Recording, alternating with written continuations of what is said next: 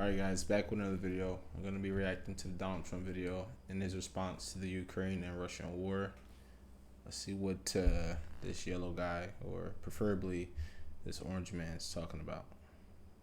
On Russia? Mr. President, on Russia. Mr. President. On Russia, Mr. President. Do you believe the Russians are being disrespectful when they say that your criticisms of Putin are simply an emotional response? And do you still believe that Putin actually wants to end the war? I can't tell you that, but I'll let you know in about 2 weeks. Within 2 weeks, we're going to find out very soon.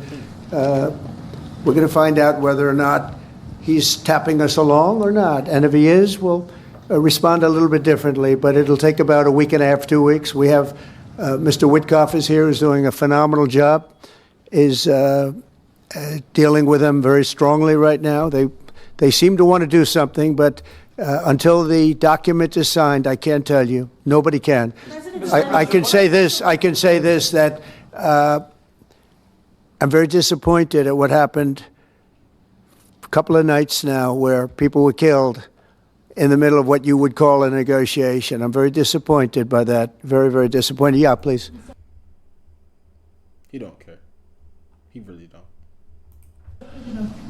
You've called for an end to the Gaza war. Given the growing humanitarian crisis and the decision of Prime Minister Netanyahu to expand the military operation, do you have any frustration with his handling of the situation of the war? No, we're dealing with the whole situation in Gaza. We're getting food to the people of Gaza. It's been a very nasty situation, very nasty fight. October 7th was a very nasty day, the worst that I think I've ever seen. It was a horrible. It's really bad because a lot of the children in Gaza, homeless, starving, haven't eaten, they're skinny, and a lot of them are dying. But that's not going to stop this war. A lot of innocent lives will keep being wasted because of this nut-ass war. So, you know, a lot of people are talking about it, but it's not going to change. People are going to still do what they've been doing, still killing, still bombing, don't matter. So it's a tough thing. It's a hard world we live in today. So sad.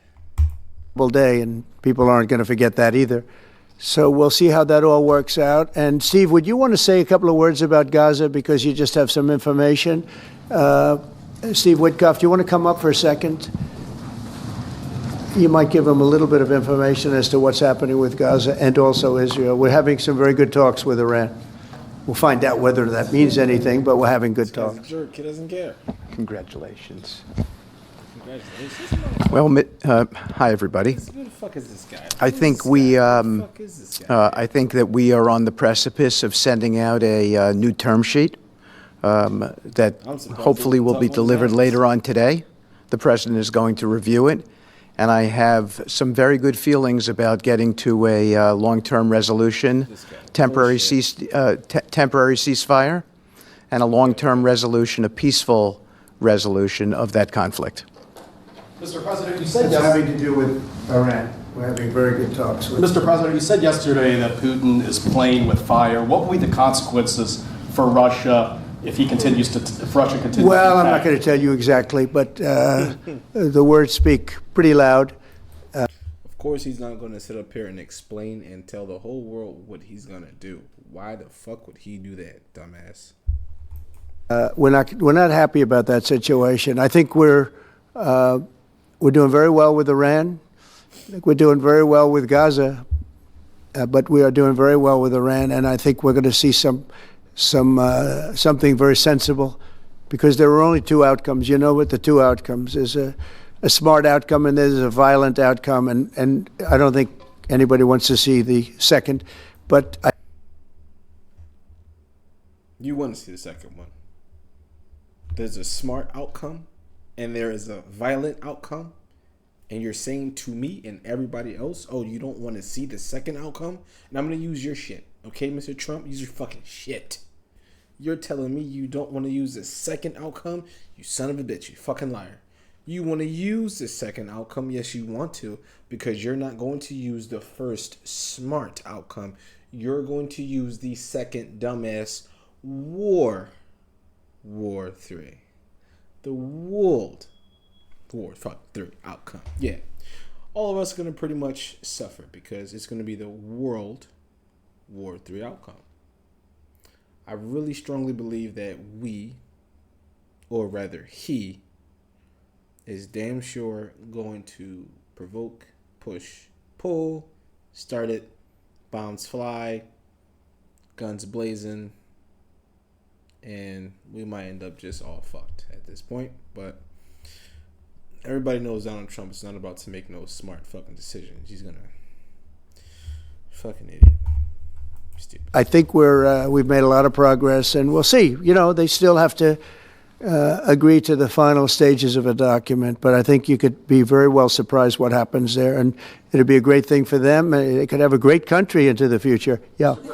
Mr. President, Elon Musk in a television interview criticized the one big, beautiful bill, saying he was disappointed it didn't cut enough, essentially, that it undercut the DOGE efforts. What's your reaction to that? Well, the reaction's a lot of things. Number one, we have to get a lot of votes. We can't be cutting.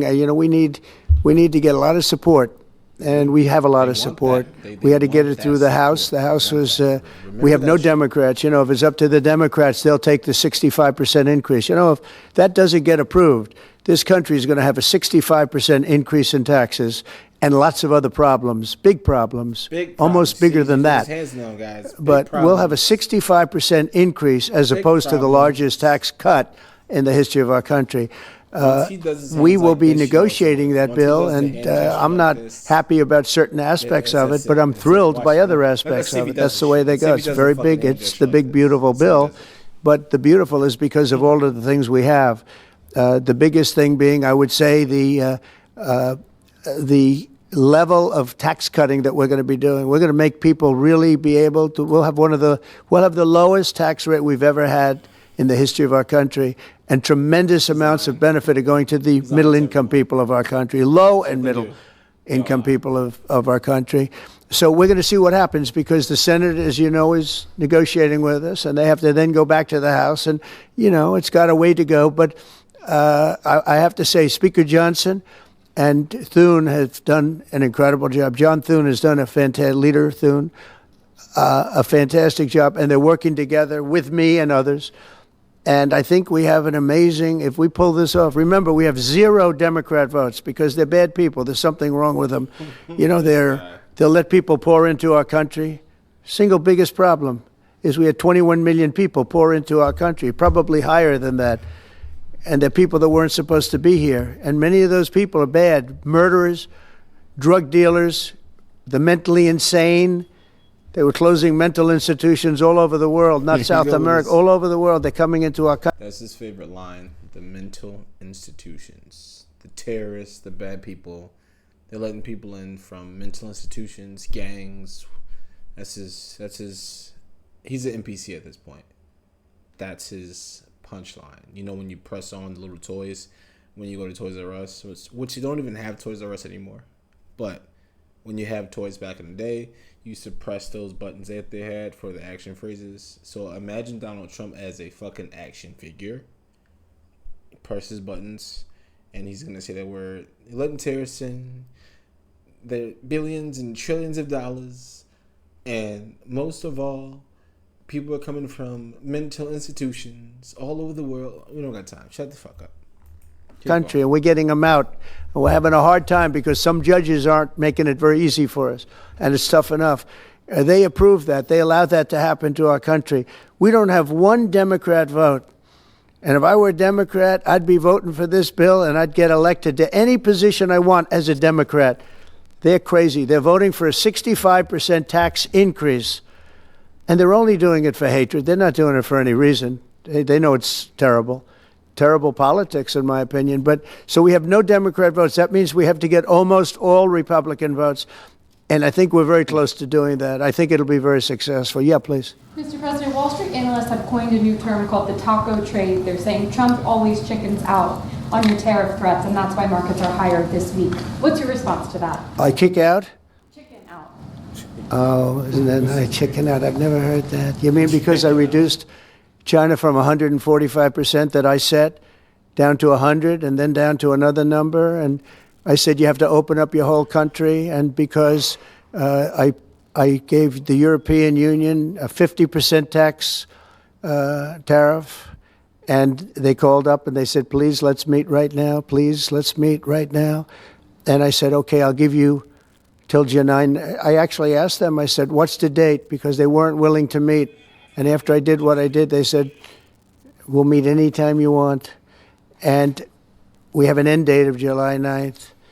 You call that chickening out? Because we have $14 trillion now invested, committed to investing when Biden didn't have practically anything. This country was dying. You know, we have the hottest country anywhere in the world. I went to... He loves to mention Joe Biden. He loves him. Sleepy Joe, as they call him. Sleepy Joe. No, I'm not going to lie. Joe does sleep. Sleepy Joe does sleep. And he eats ice cream. But he loves to reference Joe. In every conversation he talks about, he does reference him every time. Saudi Arabia, the king told me. He said, we have the hottest country in the world right now. 6 months ago, this country was stone cold dead. We had a dead country. We had a country people didn't think it was going to survive, and you ask a nasty question like that. It's called negotiation. You set a number. And if you go down, if I set a number at a ridiculous high number, and I go down a little bit, they want me to hold that number, 145% tariff. Even I said, man, that really got up. You know how it got? Because of fentanyl and many other things, and you added it up. I said, where are we now? We're at 145%. I said, whoa, that's high. That's high. Yeah, that's they were high. doing no business whatsoever, and they were having a lot of problems. We were very nice to China. I don't know if they're going to be nice to us, but we were very nice to China. And in many ways, I think we really helped China tremendously because, they were having great difficulty because we were basically going cold turkey with China. We were doing no business because of the tariff, because it was so high. But I knew that.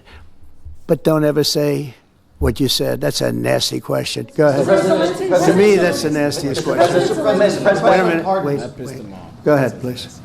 President Zelensky says he's ready to sit down with you and Vladimir Putin in Geneva, and it sounds like General Kellogg is working on preparations for that. Are you planning to sit down with the two of them? Well, I in will Geneva, if it's and necessary. It takes. We have to. I think I'm at this point. I wish he would have been that way a couple of months ago, but at this point, we're working on President Putin, and we'll see where we are. I think we're doing fine, but we'll see. I don't like what's happening. That's one thing I'll say. I don't like when I see rockets being shot into cities. That's no good. We're not going to allow it. You've always said that the war never would have started. Hold on. He just said that he doesn't like rockets being shot in cities, and he's not going to allow it. But you sit there and let them continuously fuck up cities, fuck up towns, fuck up villages and all kinds of shit. Like, come on, bro. You keep saying you're not going to allow it.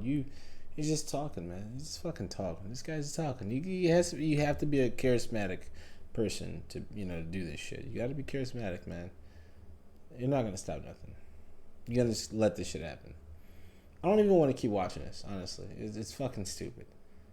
The United States, it's being ran by a dickhead.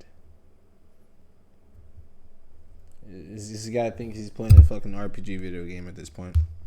He's on a side quest, to just raise up everybody and talk shit. And he's on a main quest to just get billions and trillions of dollars and kick out, all the illegal immigrants. Okay, big whoop. It's fucking stupid, honestly.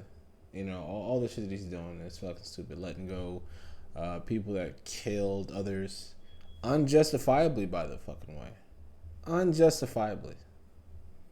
Shit makes no fucking sense, man. It doesn't make no sense at all. It doesn't. But, this is a guy that's running the fucking country, right? Couldn't be me. He's orange, by the way. He's his own race. He's orange. Orange. Yeah, 21 minutes. I'm not sitting through this. I can't. Sorry, viewers. I'm not sitting through this. Fuck that. Yeah. This is Jank TV. I'll see you on the next video. Peace.